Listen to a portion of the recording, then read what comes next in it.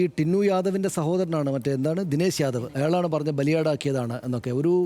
ഈ അയോധ്യയിലെ bar association അപ്പാടെ തന്നെയും ഈ ടിന്നു യാദവിന് വേണ്ടിയിട്ട് ഹാജരാകാൻ വിസമ്മതിച്ചു. എന്ന് വെച്ചാൽ അയാൾക്ക് ആരും അഭിഭാഷകർ പോകുന്നില്ല അത്രക്ക്. അതായത് അങ്ങനെയൊന്നും ചെയ്യാൻ പാടില്ലാത്തതാണ് നിയമപരമായിട്ട്. ഏതൊരു ക്രിമിനലിനും പിന്നെ വക്കീൽ ആവശ്യമുള്ളതാണ്. പക്ഷേ ബാർ അസോസിയേഷൻ അപ്പാടെ ഈ സംഭവത്തിൽ ഐക്യദാർഢ്യം പ്രഖ്യാപിച്ച് അവരുടെ നിയമപരമായിട്ടുള്ള ഡ്യൂട്ടി മറന്നിട്ട് ഇങ്ങനൊരു കാര്യം പ്രഖ്യാപിച്ചിട്ട് അത് വേറെ വശം. ഇതിനകത്ത് ഈ ടൈംസ് ഓഫ് ഇന്ത്യയുടെ പിന്നെ സൈറ്റിൽ ഒരു വിശദമായ ലേഖനം കണ്ടപ്പോൾ അതിൻ്റെ അകത്ത് ചില കാര്യങ്ങൾ വളരെ പ്രസക്തമായിട്ടുള്ളതായിട്ട് എനിക്ക് തോന്നി. അത് ഞാൻ പറയാം. അതായത് നമുക്കിനി കുറച്ച് സമയമല്ലേ ഉള്ളൂ.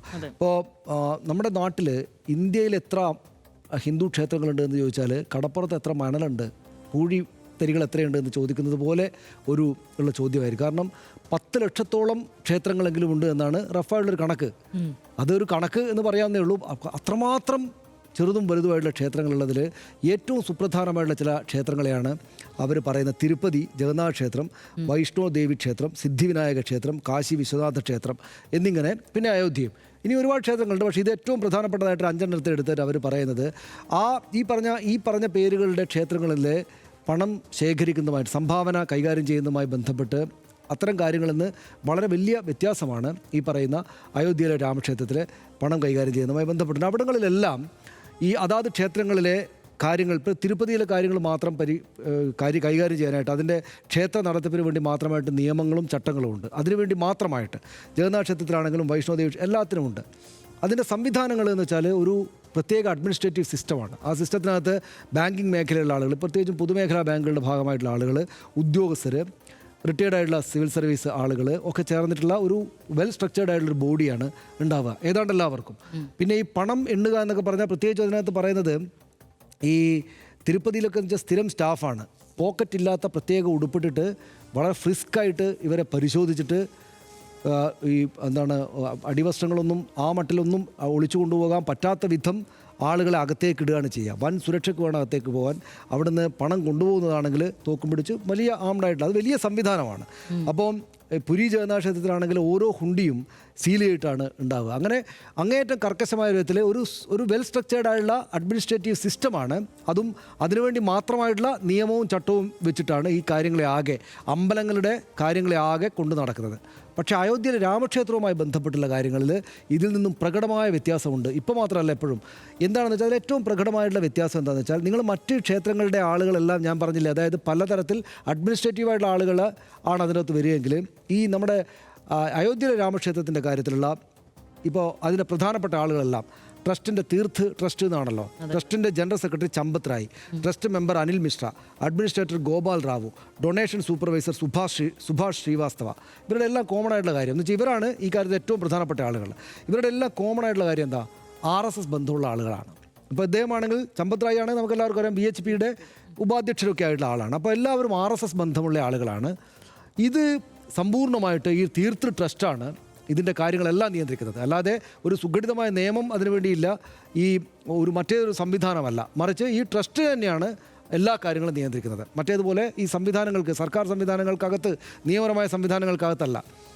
അപ്പോൾ ഈ ഒരു സുഘടിത അഡ്മിനിസ്ട്രേറ്റീവ് സംവിധാനമല്ലാതെ ഈ ട്രസ്റ്റ് തന്നെയാണ് ആരൊക്കെ പണമെണ്ണുന്ന തൊഴിലിലേക്ക് വരണമെന്നൊക്കെ അവരാണ് നിശ്ചയിക്കുന്നത്. പറയുമ്പോൾ അവിടെയും CCTV ഉണ്ട്. പക്ഷേ ഒരിക്കലും ഈ തിരുപ്പതിയിലോ മറ്റോ ഈ പറയുന്ന പണം എടുത്തിട്ട് കക്കൂസിൽ കൊണ്ടുപോയി ഒളിപ്പിച്ചിട്ട് മറ്റൊരു സമയത്ത് എടുത്ത് കൊണ്ടുപോകാൻ പറ്റില്ല. ഇപ്പോൾ ഏതായാലും പറ്റില്ല. അവിടെ പല ക്ഷേത്രങ്ങളിലും പലതരത്തിലുള്ള തട്ടിപ്പുകൾ എല്ലാ കാലത്തും നടക്കുമായിരിക്കും. പക്ഷേ ഈ പറയുന്ന പരിപാടി നടക്കില്ല. ഇത് ഈ ട്രസ്റ്റ് തന്നെ തീരുമാനിക്കുന്നതാണ് ഈ കാര്യങ്ങളെല്ലാം. അപ്പോൾ 2020 ഇത് വരുന്നത്. ആ നവംബറിൽ തന്നെ ഒരു ഇൻറ്റേർണൽ ഓഡിറ്റ് റിപ്പോർട്ട്, ഈ തീർത്ഥ ട്രസ്റ്റിൻ്റെ ഒരു ഇൻറ്റേർണൽ ഓഡിറ്റ് റിപ്പോർട്ട് ഈ ട്രസ്റ്റി സംവിധാനം, ഈ സംവിധാനം അൺപ്രൊഫഷണലാണ് എന്ന് വെച്ചാൽ ഹൈലി അൺപ്രൊഫഷണൽ എന്ന വാക്ക് ഉപയോഗിച്ച് തന്നെ, അൺപ്രൊഫഷണൽ എന്നുപയോഗിച്ച് തന്നെ ഈ ഓഡിറ്റ് റിപ്പോർട്ട് ഈ കാര്യങ്ങൾ ചൂണ്ടിക്കാണിച്ചത് ശരിയല്ല. ഇത് ഒട്ടും പ്രൊഫഷണൽ അല്ലാതെയാണ് ഈ സംവിധാനം പോകുന്നത് എന്ന് അവരുടെ തന്നെ ഇൻറ്റേർണൽ ഓഡിറ്റ് റിപ്പോർട്ട് ഈ ചൂണ്ടിക്കാണിച്ചിട്ട് ഒരു നടപടിയും അതുമായി ബന്ധപ്പെട്ട് എടുത്തിട്ടില്ല. പിന്നെ ഒരു പ്രധാനപ്പെട്ട ഇതുവരെ മാത്രം, അതായത് ഈ 2020 തുടങ്ങിയതിന് ശേഷം ഇങ്ങോട്ട് 3500 കോടിയിലേറെ രൂപ സംഭാവനയായിട്ട് മാത്രം വന്നു എന്നാണ് പറയുന്നത്. അപ്പോൾ അതിനകത്ത് ഒരു കാര്യം, പ്രധാനമായിട്ടുള്ള ആ കാര്യം കൂടി പറഞ്ഞാൽ നിർത്താം. അതായത് ഇപ്പോൾ ഉള്ളൊരു മറ്റൊരു പ്രധാനപ്പെട്ട ചർച്ച, അല്ലെങ്കിൽ ഇപ്പോൾ ഇതുകൊണ്ട് മനസ്സിലാകുന്നൊരു കാര്യം, BHP വിശ്വ ഹിന്ദു പരിഷത്ത് എന്ന് പറയുന്ന ഈ സംഘടനയുണ്ടല്ലോ, RSSൻ്റെ മറ്റൊരു സംഘടന, രാജ്യം ഭരിക്കുന്ന BJPയുടെ രാഷ്ട്രീയ പാറ്റേണായിട്ടുള്ള RSSൻ്റെ രാഷ്ട്രീയ സ്വയംസേവക് സംഘത്തിൻ്റെ മറ്റൊരു സംഘടനയായിട്ടുള്ള BHP വിശ്വ ഹിന്ദു പരിഷത്ത് ഈ ചമ്പത് റായ് എന്ന് പറയുന്ന ഇപ്പോൾ ആരോപണ മുനയിലായിരിക്കുന്ന ഈ ട്രസ്റ്റിയുടെ കുഴപ്പങ്ങൾ മുഴുവൻ നടന്ന ട്രസ്റ്റിയുടെ അധ്യക്ഷനായിട്ടുള്ള ഈ ചമ്പത് റായ് ഉപാധ്യക്ഷനായിരിക്കുന്ന വിശ്വ ഹിന്ദു പരിഷത്ത് എന്ന സംഘടന അവരുടെ ഏറ്റവും പ്രധാനപ്പെട്ട ക്യാമ്പയിനുകളിലൊന്നാണ് ഫ്രീ ഹിന്ദു ടെമ്പിൾസ്. സർക്കാർ സംവിധാനങ്ങളോ എക്സ്റ്റേണൽ ആയിട്ടുള്ള അഡ്മിനിസ്ട്രേറ്റീവ് സംവിധാനങ്ങളോ പാടില്ല.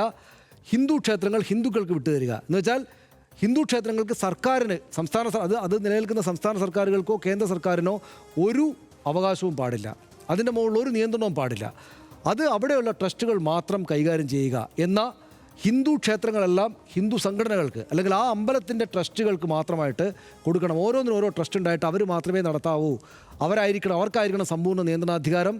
ഈ സർക്കാരുകൾക്കോ സംസ്ഥാന സർക്കാരുകൾക്കോ കേന്ദ്ര സർക്കാരിനോ പാടില്ല എന്നതാണ് വിശ്വ ഹിന്ദു പരിഷത്തിൻ്റെ ഏറ്റവും വലിയ ക്യാമ്പയിനുകളിലൊന്ന്. അത് കേരളത്തിൽ അവർ സമയാസമയത്ത് ഓരോ സമയത്തും ശബരിമല വിഷയം വന്നാൽ ശബരിമല സർക്കാരിന് എന്താണ് അവകാശം? അത് വിശ്വാസികൾ മാത്രം എന്ന് വെച്ചാൽ ഇവർ പറയുന്ന ട്രസ്റ്റിൽ കുറച്ച് ആളുകളെ ചേർത്തിട്ട് അവർ മാത്രം നടപ്പാക്കണം. എല്ലാ സംവിധാനങ്ങളും അവർക്കിടയിലൂടെ മാത്രം പോകണമെന്നാണ് BHP ആവശ്യപ്പെടുന്നത്. ആ BHPയുടെ ഉപാധ്യക്ഷൻ ട്രസ്റ്റിൻ്റെ തലപ്പത്തിരിക്കുന്ന ഈ ക്ഷേത്രത്തിലാണ് രാജ്യം കണ്ട ഏറ്റവും വലിയതെന്ന് പറയുന്ന ഈ അമ്പലക്കൊള്ള നടന്നിരിക്കുന്നത് എന്നത് അവരുടെ ഈ ക്യാമ്പയിൻ്റെ ദുർബലാവസ്ഥയെയും അതല്ല ശരിയായ രീതി എന്നതും തെളിയിക്കുന്ന കാര്യമാണ്.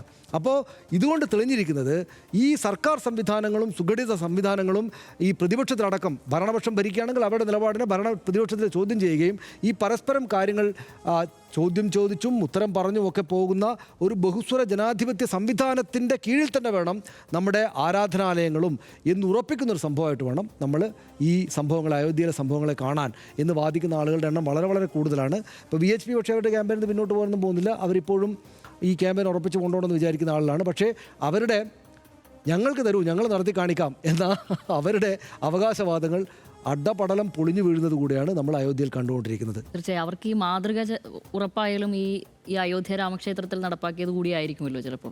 ഏത് സനീഷ് ഇപ്പൊ പറഞ്ഞ സ്ഥിതിക്കാണെങ്കിൽ ഇതൊരു ഹൈലി അൺപ്രൊഫഷണൽ ആയ ഒരു സംവിധാനമാണ് നിലവിൽ ഓടിക്കൊണ്ടിരിക്കുന്നത്. ഇന്റേണൽ റിപ്പോർട്ട് വന്ന ഒരു സ്ഥലമായിരിക്കുമല്ലോ തീർച്ചയായും. അതായത് വിശ്വാസികൾ മാത്രമായിട്ടുള്ള ആളുകൾ, ക്ഷേത്രത്തോട് ആരാധനയുള്ള ആളുകൾ, ഹിന്ദു മതവിശ്വാസികൾ മാത്രം ഈ അമ്പലങ്ങൾ നോക്കിയാൽ മതി എന്ന അവരുടെ വാദത്തെ സാധൂകരിക്കണമെങ്കിൽ അവർ കാണിച്ചു കൊടുക്കേണ്ടത് ഏറ്റവും പ്രധാനപ്പെട്ട സ്ഥലം ഈ രാമക്ഷേത്രമായിരുന്നു.